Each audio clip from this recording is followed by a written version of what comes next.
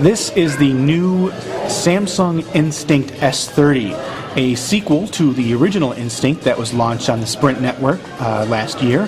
The sequel has a refined design. You can see it's more rounded corners than the original, which had squarer corners.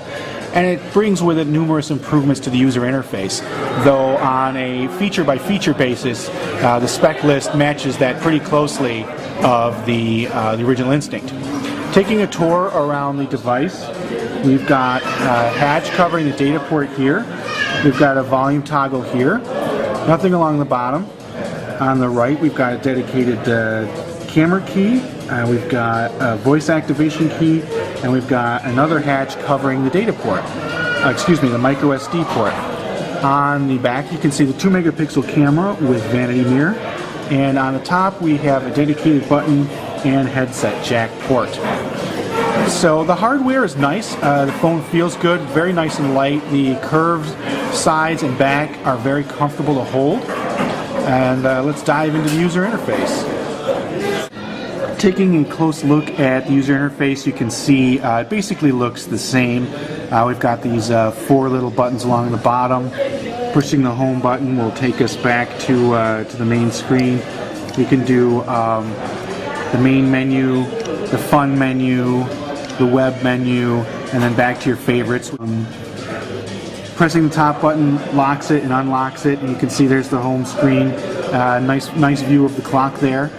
Looking at the menus, the S30 is very responsive. You can see instant reaction to finger presses. The S30 does use a resistive touch screen similar to the original Instinct, but our experience here at the CTI Wireless Trade Show is pretty good. It's pretty comfortable. The responsiveness of the screen is good, and we're going to see it load here.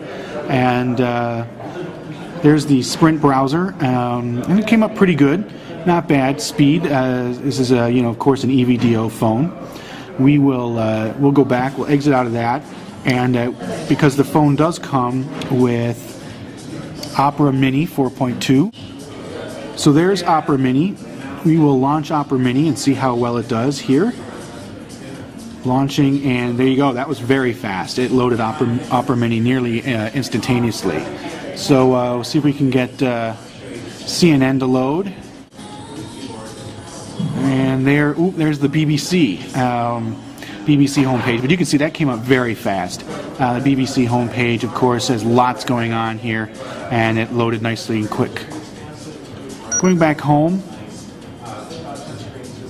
we can go back to the home screen here.